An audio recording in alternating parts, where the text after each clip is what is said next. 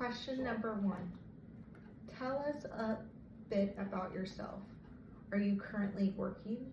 What was your previous occupation? I'm not really currently working very much. I used to manage restaurants before I lost my vision, and I felt like I was not able to keep the employees safe and myself safe without being able to see. I still enjoy doing lots of baking, and I'm hoping to get my strength back and just get myself back into the workforce.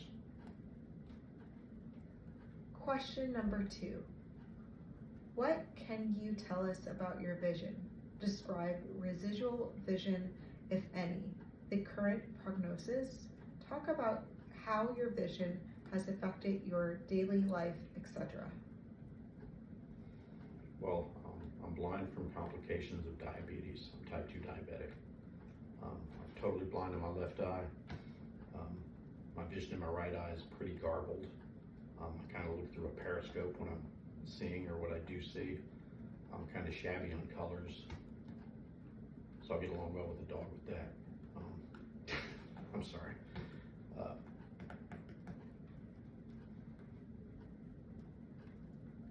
Question number 3. Tell us why you are applying for a guide dog and your reason for choosing Guide Dog of the Desert. I want to get a guide dog. When I was here training at the Waco Blind Rehab about 8 years ago, who's now the chief came out and was walking with me that day, and he thought I would be a good candidate for a dog. And I was thinking about getting a dog. My brother had a dog, so I didn't want to bring an extra personality into the house. And then when my brother's dog passed away, I found out, oh wow, I was allergic to dog hair. I didn't think that was a problem. I thought it was all the pollens and stuff in Texas. So that's why I'm looking to get a poodle. And if I do get a poodle, I'll be able to walk around outside much safer, faster, get some better exercise. When I stopped working, I lost a lot of muscle mass, and I need to put some of that back on so I can get my strength back up so then I can walk longer distances. And then if I can recover some of my health, like I said, I was hoping to get back into the workforce. Question 4. Have you ever had a guide dog or attended a guide dog school? If so, please tell us about your experience and about the previous guides you have worked with. Never had a guide dog, never went to a guide dog school. Studied into them a little bit, and I have met a few different guide animals with other blind veterans over the years. And I've seen some that were, well tended and treated properly, and I've seen some others that were treated more like a pet dog and totally lost their training after the end of it. Question 5. Have you ever returned a guide dog to a guide school? If so, what were the reasons? Never had a guide dog, never had to take one back. Question number 6. Have you had orientation and mobility training? Explain when and for how long did you receive instruction in outdoor travel skills, intersections, traffic controls, street crossings. Indicate the length of time you've been an independent and confident cane traveler. Well, when I first lost my vision, I was pretty much a hot mess, bouncing off stop signs, fire hydrants, other stuff. I came to the Waco Blind Rehab. I had extensive O&M training. I believe I was there the first time for about 9 weeks. When I left, I was a much more confident and capable traveler. But then I had lots of questions, so I ended up coming back about a year later. Had another 7 weeks training of O&M, just to polish up and get everything, nice and spiffy and stuff. And that's when the chief mentioned I'd be a good candidate for a guide animal. So he thought my skills were up to snuff. And I've been back 3 other times, and every time I come through, it's typically been for about a month, and I've had a little bit of O&M every time. Mostly just refining some skills or doing some of the stuff that I really didn't use on a daily basis, just to make sure I had everything straight. Question number 7. please describe your home environment. House, mobile home, apartment, number of rooms, yard, length of occupancy, etc. You are welcome to show us around and walk us through your home. That's well, I'll show you the home when I do my travel video. But it's a 3-bedroom house. It's in town. It's in a small town. No sidewalks or curbs or anything around it. I'm in the house with my brother and his wife. As I mentioned earlier, I was having trouble getting around, and my dad kind of browbeat me into moving in with my brother, so I had someone around me to help make doctor's appointments and stuff. And I spend most of my time there. I do go up in the summers. I go to Wyoming where I stay with my other brother, and that's more of an efficiency apartment type situation. And I'm actually slightly more functional when I'm up in Wyoming because I have better control over my environment. I'm able to walk to the store easily. I bake, I make cookies, I get some exercise, and then it gets cold on the ground and there's ice and stuff, and I gotta go back to Texas, which is cool. And my brother's got 9 grandchildren, so there are kids around the house in and out, and it's kind of hard to have them not leave a debris field or whatever. So I almost have to walk guarded all the time when I'm walking around in the house sometimes, or even walking around the house. As I mentioned, it's got no sidewalks, no curbs. So it makes walking immediately around the house not so very enjoyable. And then to get out of the neighborhood, I have to go down a farm to market road, of which the cars travel quite fast. And I've actually been knocked off my feet before by the air coming off the cars.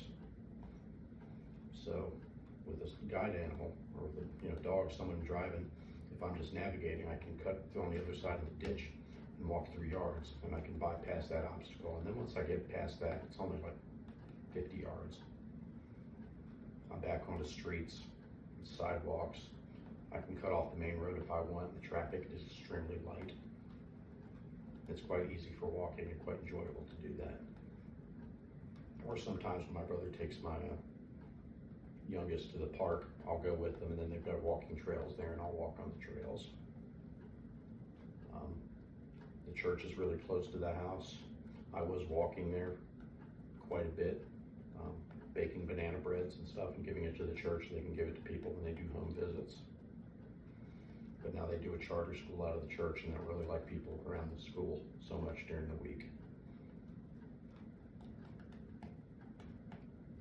Question number 8.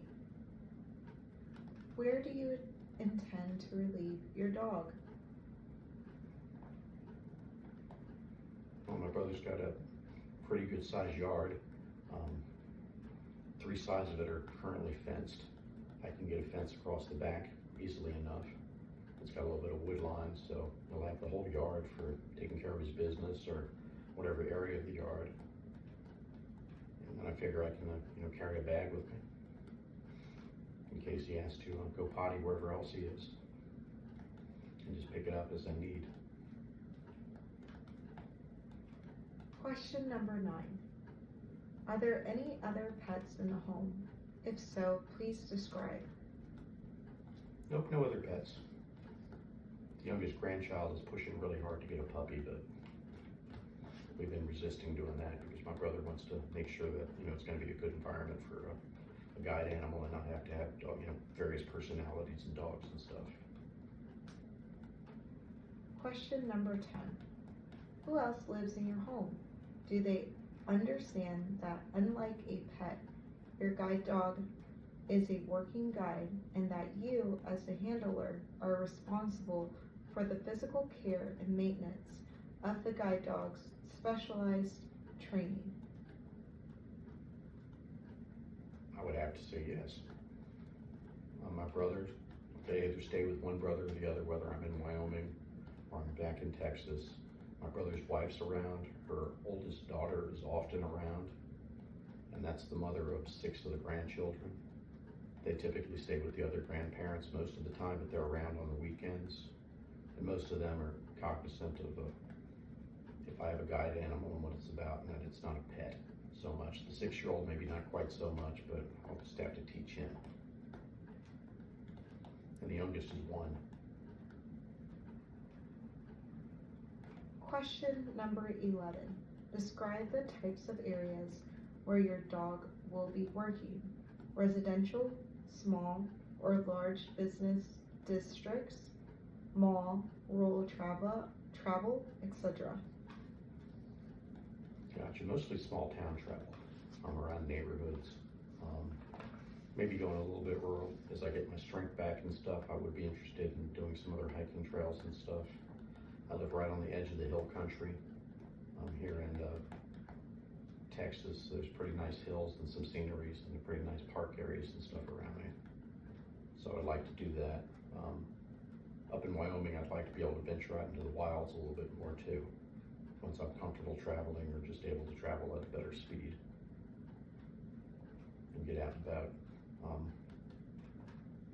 I've also been thinking about visiting some various like battlefield parks and stuff. I used to do that quite a bit when I was younger.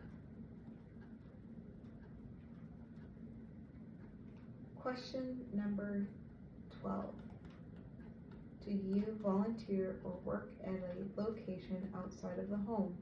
Please describe your work/volunteer environment. What is their attitude toward you having a guide dog? Oh, gotcha. Everyone at the church was really excited about me getting a dog when I talked to them about it. As I mentioned before, I don't really do much of that volunteer thing there as much now because it's a school. So I don't walk up there to help out, although I do still make breads occasionally and take them in there so that they can share them with the kids, or if I'm making cookies and stuff. When I'm in Wyoming, I do a lot of baking on the side. And there's an assisted living community where there's some older people, and I think the VA uses it for an outpatient occasionally and stuff, so they usually have 10, 15 residents. So it allows me to scratch my baking itch, and I bake stuff, and I'm diabetic, so I can't really eat it, so then I walk stuff up there and give it to them. I was thinking about making some extra money selling some of my baked goods also at the high altitude flea market that they do up there once a week. Question number 13. What is your plan for accommodating the needs of your guide dog while at work? A place to stay, relieving area, etc. Well, like I said, I don't really have a place of work so much per se right now, so I'll have to figure that one out on the fly. I would think mostly the dog would be just hanging with me in anything I'm doing, or just sleeping in the corner, or just chilling. Question number 14. In relation to the 28-day campus training and factoring in qualities for compatible handler/guide dog team, is there any health information that you think we should know about? Not really. I do have a little bit of neuropathy going on, but it's not very bad at all. Occasionally, when I'm walking, because I'm blind in one eye, my vision gets a little wonky, and when that's the case, I'll just close my eyes and use my O&M skills and travel as if I were blind, and then, open my eyes occasionally, like coming up with a periscope, get my bearings, make sure I didn't veer too much, and then continue back on my track. But I don't see any of that being a problem. The dog would even make that easier. Question number 15. Do you have a canine allergy, or anyone in your immediate family have this allergy? As I mentioned before, I am slightly allergic to regular dog dander or regular fur. Not so much on the poodle. I thought I was pretty much over it because I had a lot of allergies when I was younger. And when I was living with my brother, like I said, he had his dog in the house. He was a great dog too, but when he passed away, all my respiratory issues kind of cleared up. I got a lot better, so there you have it. Usually if I can play with dogs and pet them and hang out with them outside a little bit, if I go inside and wash my hands, I'm still pretty good. Just in the house, not so much. Question number 16. Other than understanding basic guide work, please describe the 3 most important traits you feel you need in your guide dog when it's working, and explain your reasons. Assertive, focus, alert, calm, etc. Exactly, she pretty much said most of them right there when she was saying it.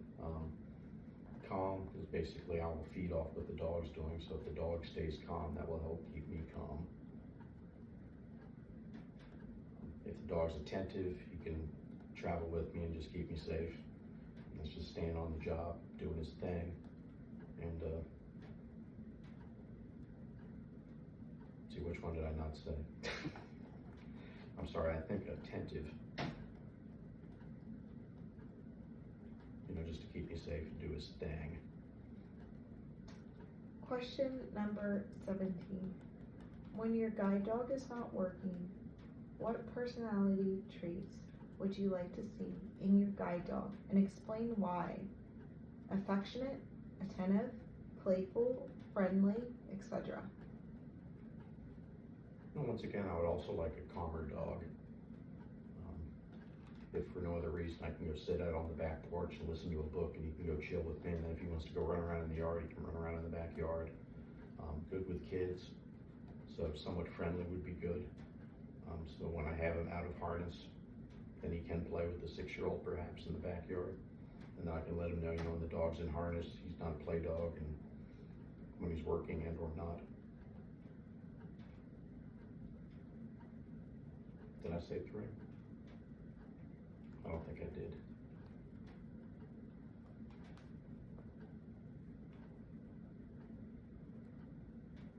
Question number 18.